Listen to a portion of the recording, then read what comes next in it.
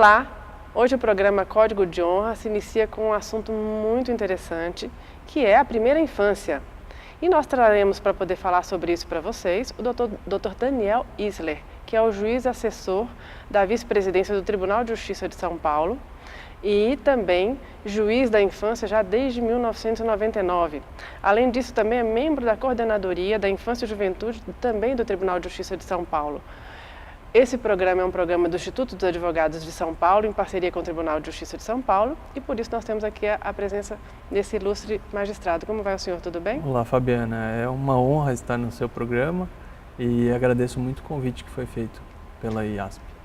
Muito bem, doutor Daniel. Vamos falar então um pouco sobre essa primeira infância, né? Esse tema a gente começou a conversar aqui um pouco antes do programa, me interessou bastante e provavelmente vai interessar a maioria dos pais que estão aqui assistindo o nosso programa. O que seria essa primeira infância? Bom, a primeira infância, de acordo com a Lei 13.257, que foi promulgada esse ano, né, aliás, o Brasil é o primeiro país da América Latina a ter uma lei específica para a primeira infância, é o período de 0 a 6 anos. Né? Então, esse período é um período muito importante no desenvolvimento da criança e a lei ela traz uma série de garantias para que os programas públicos e as políticas públicas elas possam realmente atribuir prioridade, que a criança e adolescente já tem, mas a criança de 0 a 6 ela tem que ter mais. Por características especiais do desenvolvimento humano, precisa ter mais prioridade, mais atenção, mais cuidado. Então, essa lei ela traz um instrumental legislativo para que a gente possa cada vez mais melhorar os programas públicos, as políticas públicas para o atendimento da criança nessa faixa de idade. E por que a preocupação passou a ser então com a criança a partir dos 0 aos 6 anos de idade? Bom, na verdade já era conhecido esse fato, mas cada vez mais a ciência médica ela vem nos mostrando, a neurociência vem nos mostrando que esse é um período especial para a construção do cérebro do ser humano, né? Então, o cérebro ele é formado de células que formam as chamadas sinapses, são as conexões das células cerebrais, e elas vão se construindo umas sobre as outras. Então, quer dizer o quê? Quanto mais conexões cerebrais se formam, mais conexões cerebrais se formam. Então, uma criança, desde a própria concepção, enquanto está ainda não nascida, dentro do útero, e depois de 0 a 6 anos, ela precisa de ter o tratamento e o cuidado adequado, em termos do estímulo também, para que o cérebro possa se desenvolver adequadamente. E uma vez que isso ocorra, certamente nós teremos um adulto mais capaz de ser um adulto mais bem-sucedido na vida, para si próprio e também perante a sociedade. E quais são esses estímulos que podem ser feitos de 0 a 6 anos de idade que venham a traçar alterações da característica da pessoa quando ela estiver formada? Na verdade, são coisas muito simples. Por exemplo? Por exemplo, olhar para a criança quando a criança está falando com a gente, responder a criança, conversar com a criança, cantar uma música, né? Ensinar palavras novas.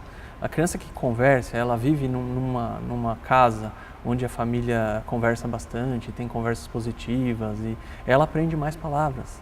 Ela vai se desenvolvendo mais. E isso em contraposição com crianças, por exemplo, que vivem numa casa onde as pessoas vivem conflitos, não qualquer conflito, mas conflitos muito drásticos, né?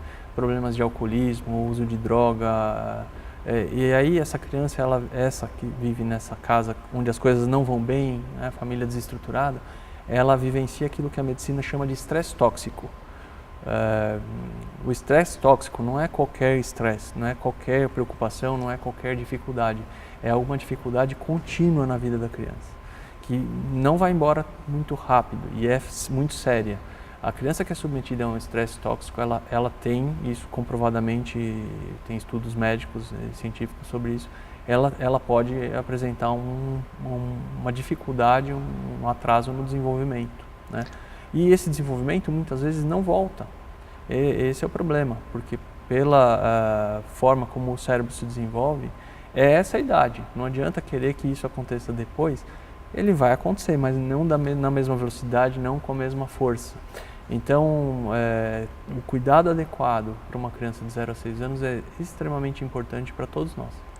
Em termos de resultado, qual que é a diferença de uma criança que passou por uma infância de 0 a 6 anos, por uma primeira infância adequada e uma primeira infância inadequada, com estresse tóxico? Qual que é o resultado Vou dar um final? exemplo que foi feito um estudo científico em abrigos na Romênia, na época em que era governado pelo ditador Ceausescu, né?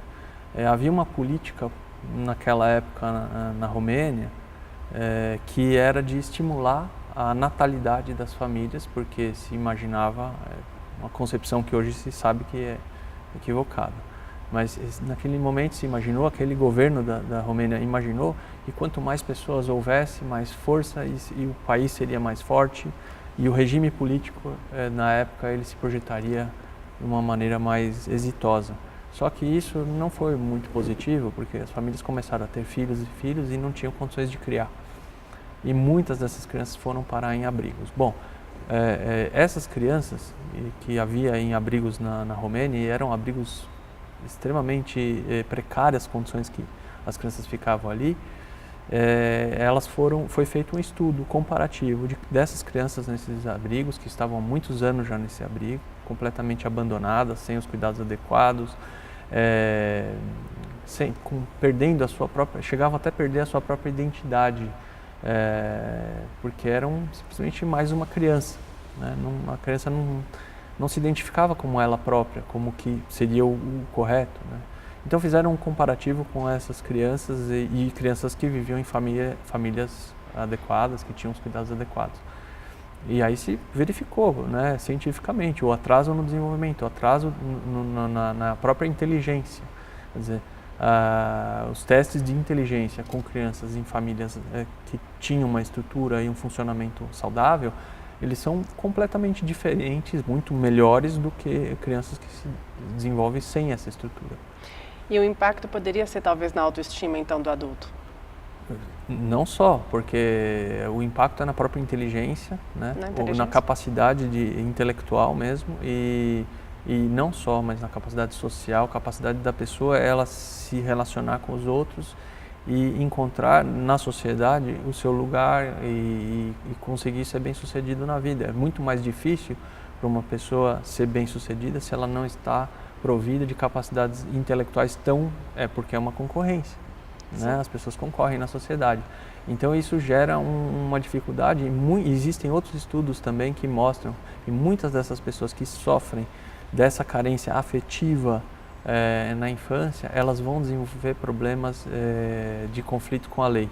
Então, muitos adolescentes infratores ou mesmo adultos que se tornam criminosos, quando se observa, vai olhar a vida pretérita daquela pessoa, vai ver que ela teve uma infância difícil.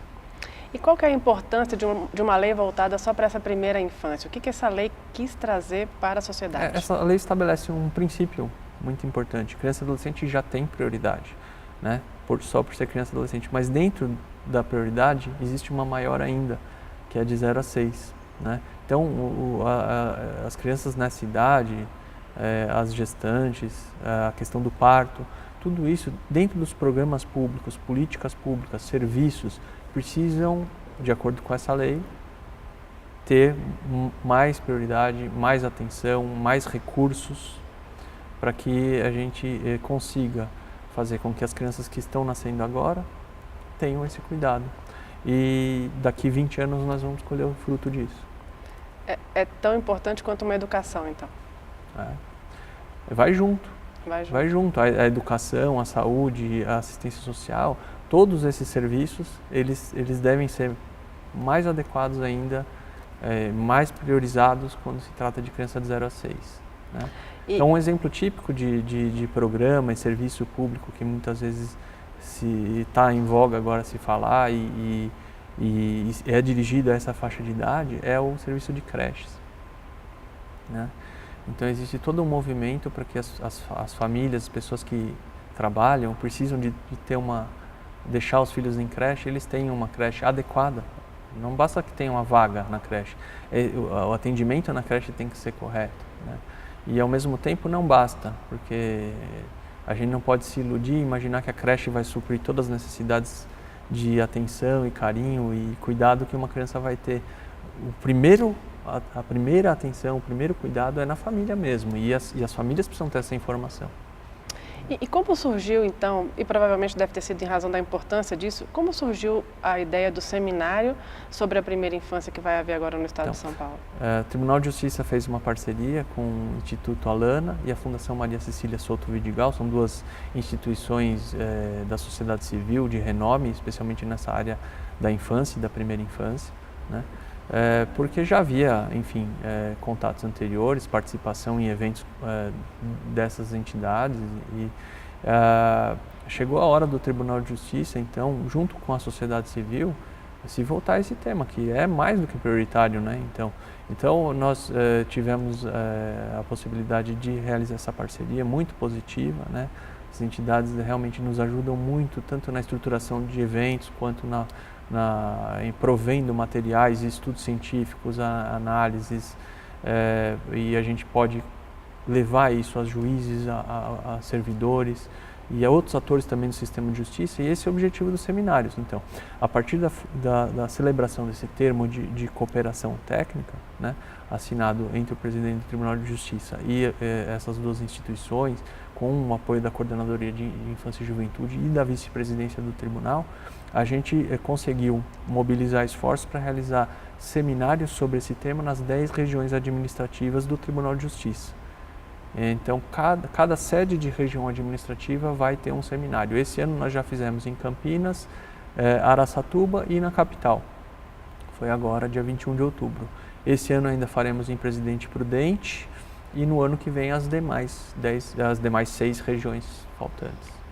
Esses seminários serão televisionados, gravados, para quem quiser assistir? Sim, toda vez que tem um seminário desse, a gente abre as inscrições, elas são abertas não só para magistrados e servidores técnicos que atuam nos setores de psicologia, setor social, né, mas também Ministério Público, Defensoria Pública, advogados e outros atores do sistema, da rede de garantia da infância e juventude, né, e o público em geral. Então a gente divulga, isso sempre está nos sites nossos, que é parceria também com a Escola Paulista da Magistratura, do Tribunal de Justiça, da Escola Paulista da Magistratura, das entidades que são parceiras, e a gente grava naturalmente, e depois esses seminários eles são todos disponibilizados cerca de 15 dias depois na página do Tribunal de Justiça de São Paulo. Então já tem, né, a gente já tem isso, os primeiros que já foram feitos já estão disponíveis. O de São Paulo agora deve sair nos próximos 10 dias, deve ter, que o de São Paulo é o maior de todos, né? Pelo fato de ser a capital, então foi um evento bem grande. Nós tivemos cerca de 700 pessoas participando, entre o público presencial e o online também, porque uma opção é a pessoa se inscrever no online, então mesmo que esteja distante, não possa estar pessoalmente, ela pode assistir ao vivo, inclusive tem a interação de fazer perguntas e tudo. E a pessoa, ao assistir esse seminário, o que ela agrega no seu conhecimento? Ela vai agregar um conhecimento mais aprofundado sobre isso que nós estamos falando. Então nós estamos falando de alguns estudos e tudo, mas no seminário nós temos isso mais detalhado, né? Nós trazemos os especialistas, nós mostramos os gráficos, os dados, e nós temos um diálogo interdisciplinar, porque esse assunto da primeira infância não é um assunto meramente jurídico, né? Como normalmente a própria infância não é. A gente tem que falar da infância e da primeira infância em termos jurídicos, mas também em termos médicos, em termos científicos, em termos da psicanálise, sociais, dos atores, dos outros poderes, né? O poder executivo, o poder legislativo, e como que a sociedade, de modo geral, se agrega, se articula para cuidar das crianças pequenas. Você comentou um pouco antes do programa que o investimento na primeira infância traria inclusive um retorno financeiro. Como se explica isso? Porque a criança ela responde bem, né? Ela aprende mais fácil, ela se desenvolve mais fácil. As crianças, quem tem filhos pequenos sabe, eles são esponjinhas, né? Então eles apreendem tudo aquilo que eles veem. Então, quanto mais coisas boas a gente colocar para eles, mais eles ficam com aquilo ali e se desenvolvem melhor. Existem estudos econômicos de diversas instituições acadêmicas e também do setor financeiro que mostram que cada real ou dólar aplicado nessa fase da vida, a taxa de retorno é muito maior, né? O gráfico eu não trouxe ele aqui, mas o gráfico ele é uma parábola. Então, quanto mais jovem, mais alta a taxa de retorno. Quanto mais a criança vai crescendo, mais ele diminui. Quanto mais novo ele tende ao infinito, quanto mais velho tende a zero. Então, a gente tem que investir mesmo nas crianças pequenas, porque a gente vai receber muito mais em troca. Impressionante, né? Interessante, realmente, e congrega realmente com uma coisa muito diferente que o próprio tribunal está fazendo. A própria lei trouxe um assunto muito importante. E o senhor, por ser também da Coordenadoria da Infância e da Juventude, me fale um pouco também sobre o edital de boas práticas do Sistema de Garantia dos Direitos da Criança e do Adolescente voltados para a primeira infância. Então, essa é outra vertente dessa parceria. Nós pensamos em lançar esse concurso de boas práticas, então foi lançado o edital está disponível na página da Coordenadoria de Infância e Juventude do Tribunal de Justiça, tem um item lá, primeira infância, e dentro desse item tem o edital. Quem quiser, ele é aberto a pessoas ou instituições, desde que sejam, pode ser públicas ou privadas, mas não pode ter fins lucrativos, né? E aí essas pessoas ou instituições, elas podem inscrever os seus trabalhos, mostrar os trabalhos que já existem ou que ainda estão sendo criados, para concorrer. Vão ser premiadas as 5 melhores, vão ser escolhidas, né? E a gente com isso espera conseguir ter um banco de boas práticas que possam servir para ser divulgadas e ampliadas, expandidas cada vez mais essas boas práticas, né? Nós podemos explorar um pouco mais o que seria esse ambiente sadio para a primeira infância que o senhor mencionou? Quais são as práticas que devem ser aprimoradas e as que devem ser evitadas pelos pais, né? Que nem eu falei, são coisas muito básicas mesmo, né? Inclusive, eu gosto muito de um programa que foi feito na Universidade de Harvard, o professor Ronald Ferguson. Ele é médico e ele criou um grupo de acompanhamento para a primeira infância, porque fez um estudo seguinte: como é que era o desenvolvimento de crianças que viviam em famílias com mais dificuldades em comparação com famílias que davam um cuidado adequado, né? Normalmente essas famílias lá em Boston, Cambridge, onde fica a Universidade de Harvard, que tem mais dificuldades, são famílias de imigrantes, famílias de pessoas negras, né? Então fez lá um estudo, né? E comparou com crianças que vinham de famílias que não tinham dificuldades, né? E verificou que existia mesmo esse déficit, eles chamam de gap, né? Existia um gap entre uma criança, quando eles entravam na escola, a criança que vinha de uma família mais estruturada, ela já ia melhor na escola. E essas outras que vinham, falavam outra língua, tinham dificuldades também de atenção e de cuidados, muitas vezes chegavam na escola e tinham um gap. E esse gap, ele ia sendo diminuído ainda durante a infância, mas ele havia, né? Então ele criou uma iniciativa chamada Boston Five. O que são os Boston Five? São 5 ações simples que você pode fazer, uma família, um pai e uma mãe podem fazer com uma criança, que vão ajudar muito no desenvolvimento da criança. Quanto menor, melhor, né? Que é conversar com a criança, responder quando a criança pergunta alguma coisa, a gente perguntar para a criança, cantar músicas, rimas, trazer palavras, dar atenção, ler junto com uma criança, né? Então, são coisas muito simples. Eles montaram uma série de vídeos ilustrativos de 3 minutos para levar, e esses vídeos eles são projetados nas repartições públicas. Por exemplo, a pessoa vai no atendimento de saúde, ela assiste o vídeo. Então, eles começaram a fazer um estudo como que isso impactava no desenvolvimento da criança, e começaram a ver que tinha, né? Eles sabem que tem, porque já tem outros estudos que mostram que conversar com uma criança faz muita diferença. Esse estudo que mostra quantas palavras a criança sabe depois de um certo tempo na vida, quando ela está numa família que é atenciosa, em oposição a uma que não é, né?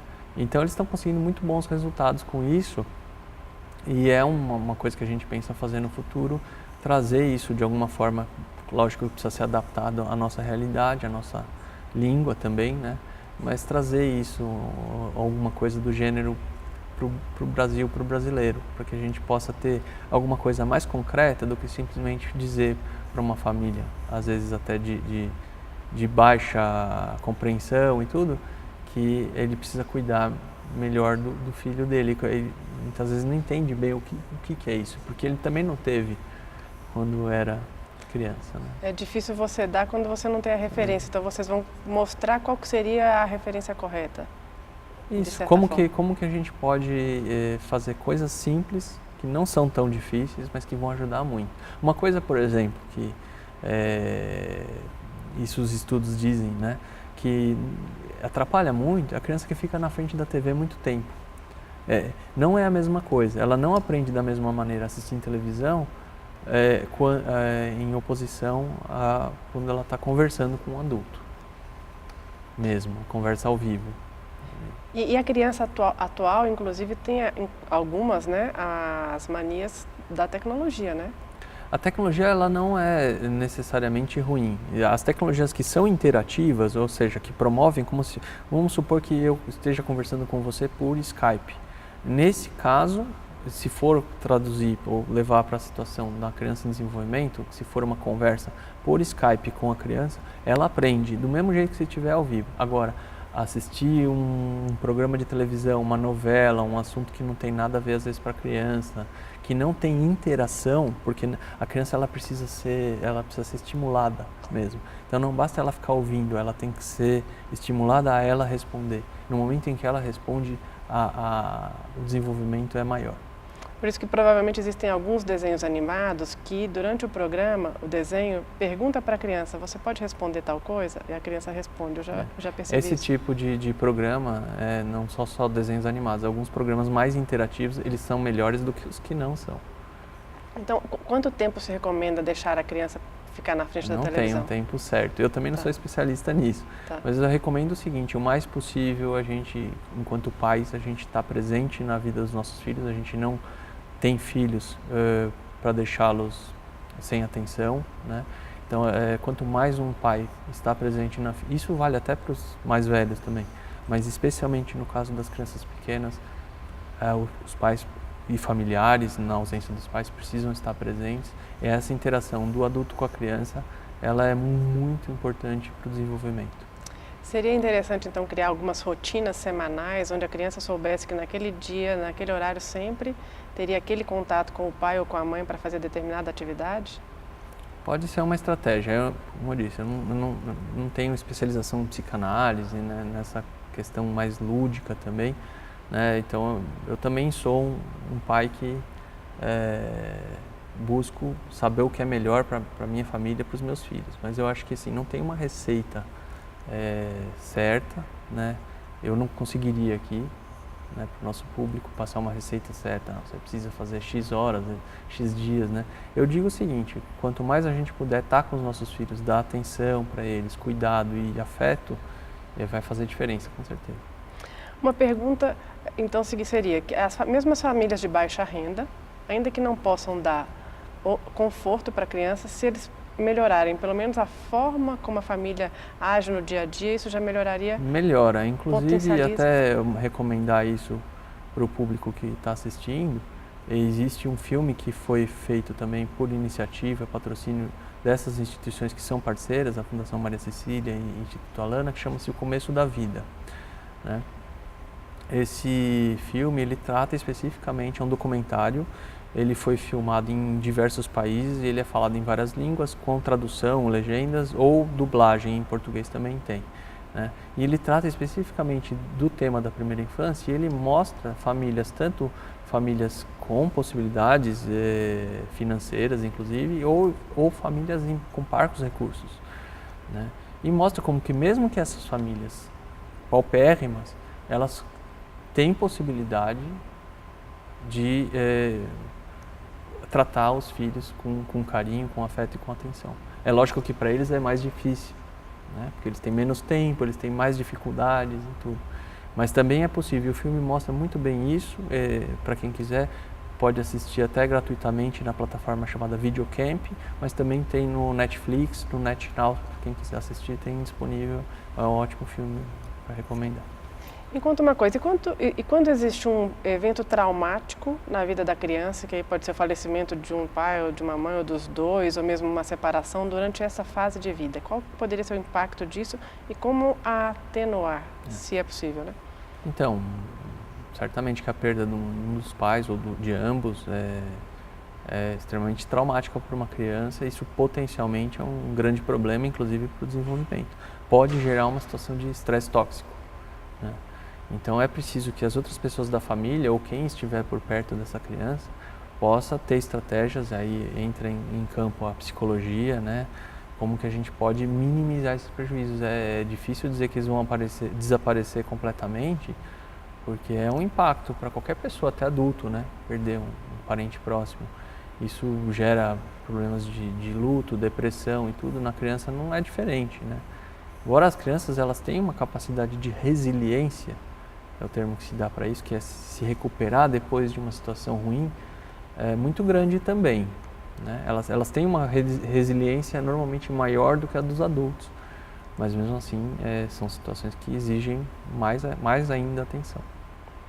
Eu gostaria muito de lhe agradecer, Dr. Daniel, a participação no nosso programa. Esse tema de extrema importância, muito interessante. Eu ficaria aqui mais 2 horas lhe perguntando diversas coisas, mas gostaria de saber se o senhor tem mais alguma consideração a fazer ao nosso telespectador.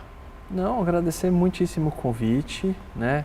Dizer que nós temos mais informações no site do Tribunal de Justiça, da Coordenadoria de Infância e Juventude.